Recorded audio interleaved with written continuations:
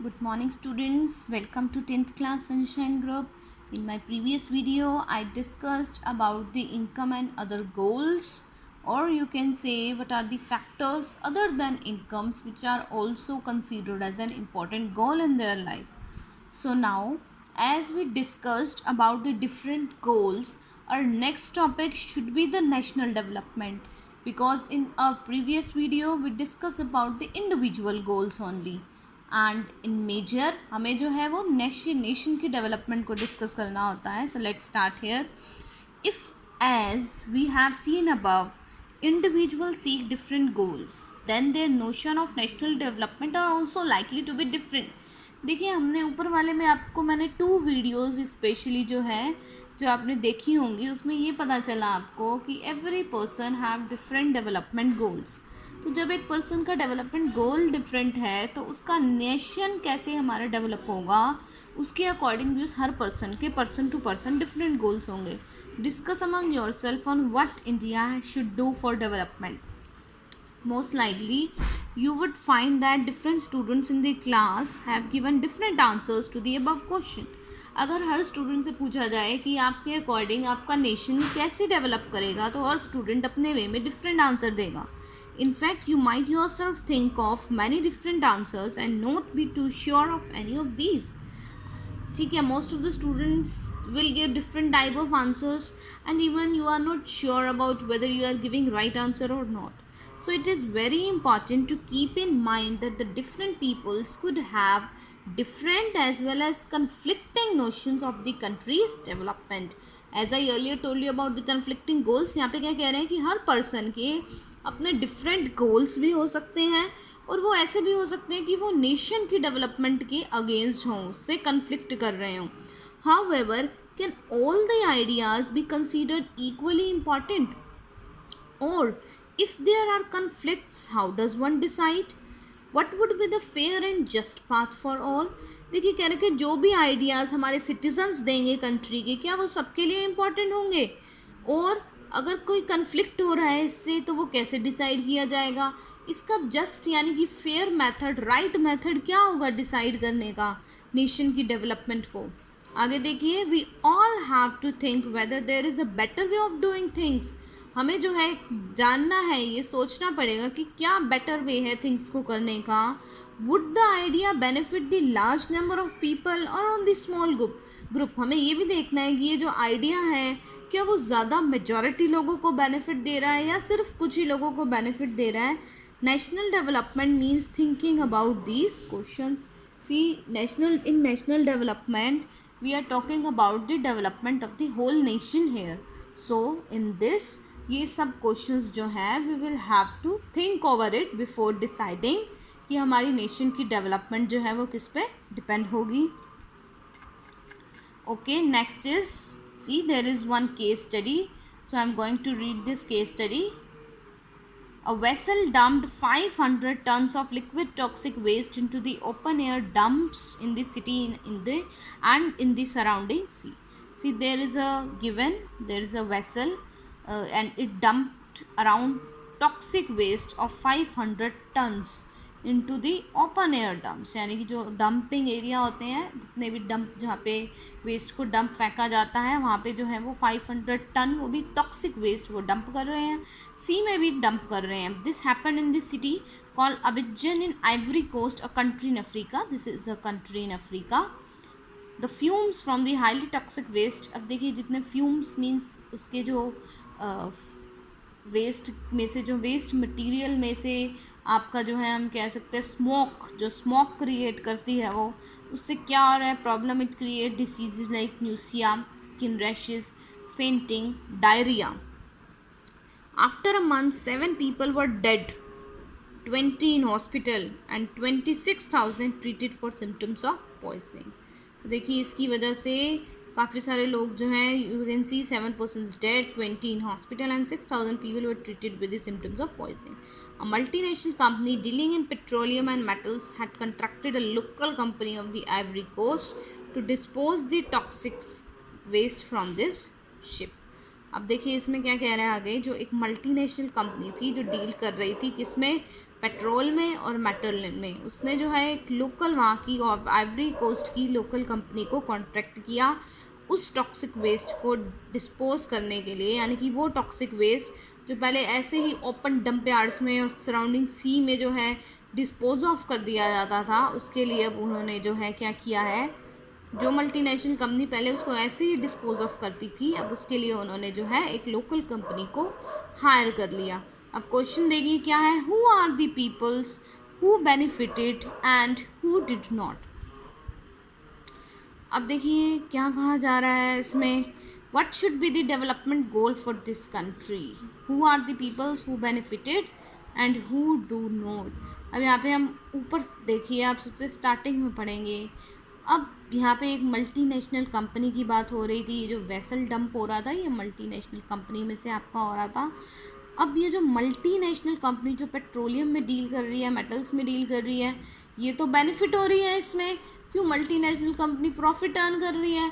अब देखो वेस्ट को अगर डिस्पोज ऑफ करना है तो उसके लिए भी जो है उसको कुछ ना कुछ कॉस्ट लगेगी, उसकी पैसे लगेंगे, वो कोई कॉस्ट नहीं दे रही है तो वो बेनिफिट कर रही है।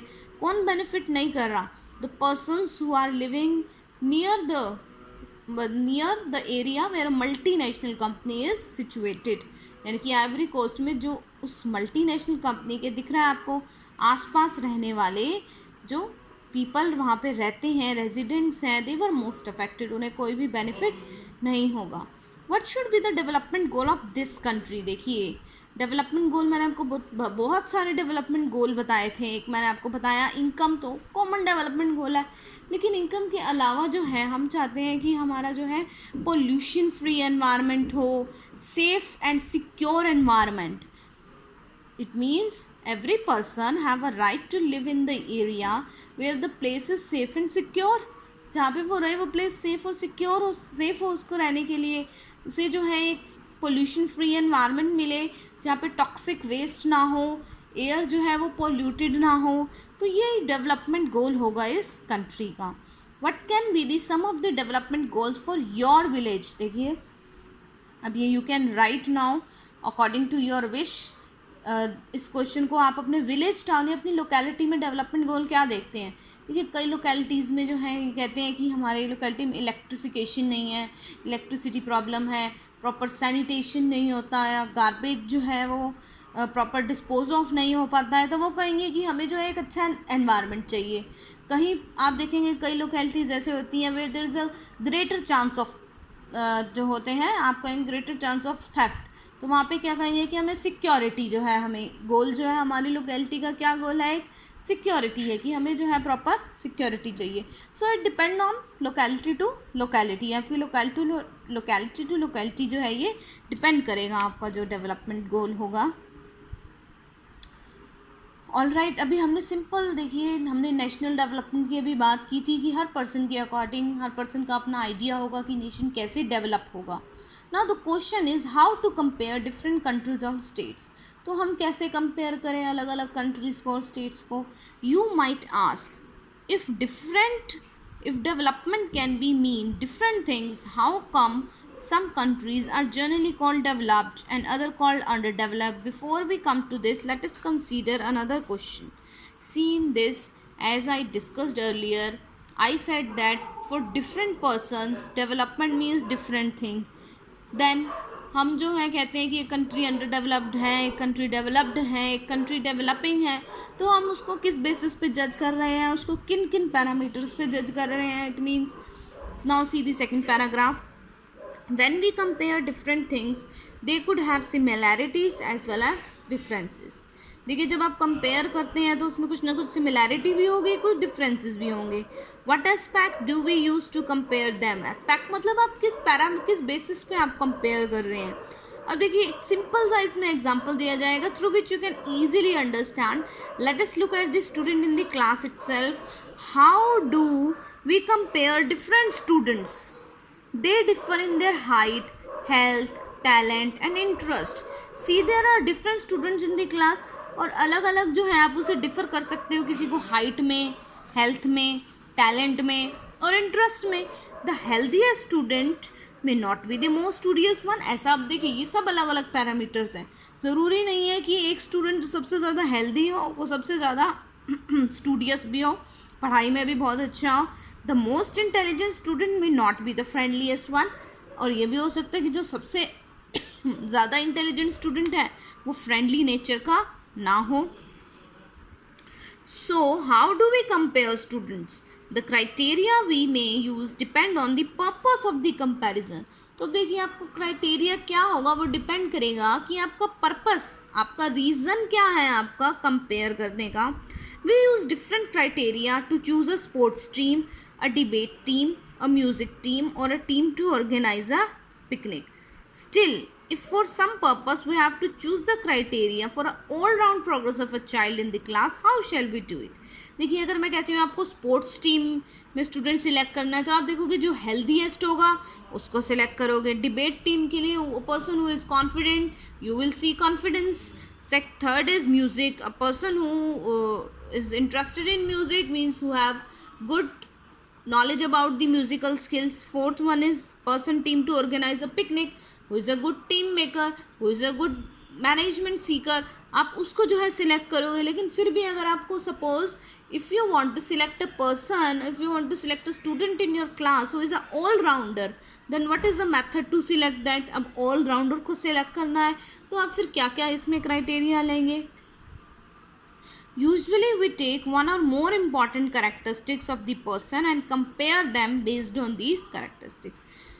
इसमें देखिए क्या कह रहा है, हम बेसिकली किसी के भी वन से ज़्यादा करेक्टरिस्टिक लेंगे और हम उसके बेसिस उसका उन करेक्टरिस्टिक्स के बेसिस पे कंपेयर करेंगे. Of course there can be differences about what are important characteristics that should form the basis of comparison. अब सबसे इम्पॉर्टेंट बात यह है कि हम इसमें उस स्टूडेंट का जो हमें ऑलराउंडर देखना है कि कौन ऑलराउंडर है, उसकी आप कौन सी करेक्टरिस्टिक को ज़्यादा जो है आप प्रोबेबिलिटी देंगे, उसको जो है ज़्यादा प्रायोरिटी देंगे कि कौन सी करेक्टरिस्टिक ज़रूरी होनी चाहिए. क्या आप उसकी फ्रेंडलीनेस देखेंगे, स्पिरिट ऑफ कोऑपरेशन की वो सबसे कितना कोऑपरेट करता है क्लास में, या उसकी क्रिएटिविटी कितना इनोवेटिव है वो चाइल्ड, या उसने कितने मार्क्स सिक्योर किए उसके बेसिस पे देखोगे. अब देखिए क्या कह रहा है, this is true for development too. For comparing countries their income is considered to be one of the most important attribute. Same ऐसा नेशन की डेवलपमेंट में भी होता है. When we compare among different countries, the first criteria और the first parameter जिसके basis पे हम किसी भी कंट्री को कंपेयर करते हैं ना कि ये हमसे ज़्यादा अच्छी है, वो होता है इनकम. सबसे पहला जो क्राइटेरिया है, एट्रीब्यूट भी बोलते हैं, वो क्राइटेरिया, वो पैरामीटर, वो एट्रीब्यूट जिसके बेसिस पे हम अपनी कंट्री को किसी दूसरी कंट्री से कंपेयर कर रहे हैं, that is based on the income. Countries with the higher income are more developed than other with less income. This is based on the understanding that more income means more of the things that human being needs. Whenever people like and should have, they will be able to get the greater income. So greater income is considered as itself the important goal. तो देखिए simple कह रखा है कि जिस country में लोगों वहाँ के रहने वाले सिटीजन्स की इनकम ज़्यादा होगी वो कंट्री डेवलप्ड है, और जहाँ पे रहने वाले जो सिटीजन्स हैं उनकी इनकम कम है वो डेवलप्ड नहीं है. क्यों? क्योंकि कह रखा है इनकम के थ्रू जो है मैं जब भी चाहूँ कोई भी चीज़ परचेज़ कर सकती हूँ. I have the ability to afford everything, और वो है तो इट मीन्स जो है वो कंट्री डेवलप है अगर वहाँ के लोगों की नीड्स फुलफिल हो रही हैं. Now what is the income of the country. अब आप कहेंगे हम इस इनकम को निकालते कैसे हैं फिर. Institutively, the income of the country is the income of all the residents of the country. Income क्या है? पूरी नेशनल इनकम. बात क्या करें? National income. यहाँ की इट मीन्स वहाँ के रहने वाले जितने भी रेजिडेंट्स हैं जो अर्न कर रहे हैं उनकी इनकम को प्लस कर दीजिए. That is called the national income. This gives us the total income of the country.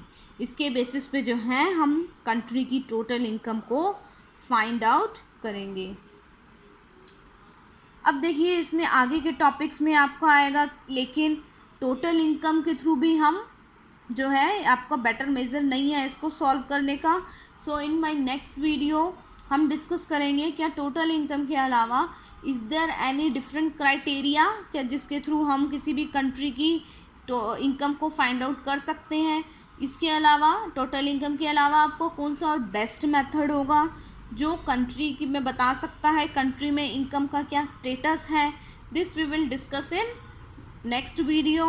आपको अब तक क्या करना है, देखिए जितना भी मैंने बताया है उसके बेसिस पे आपको एक तो जो केस स्टडी अभी मैंने डिस्कस किया, you will have to write these 3 questions which is discussed in the case study in your notebook. Plus, apart from this, I am also giving you some assignment questions which you will have to do in your notebook. All right, students, thank you.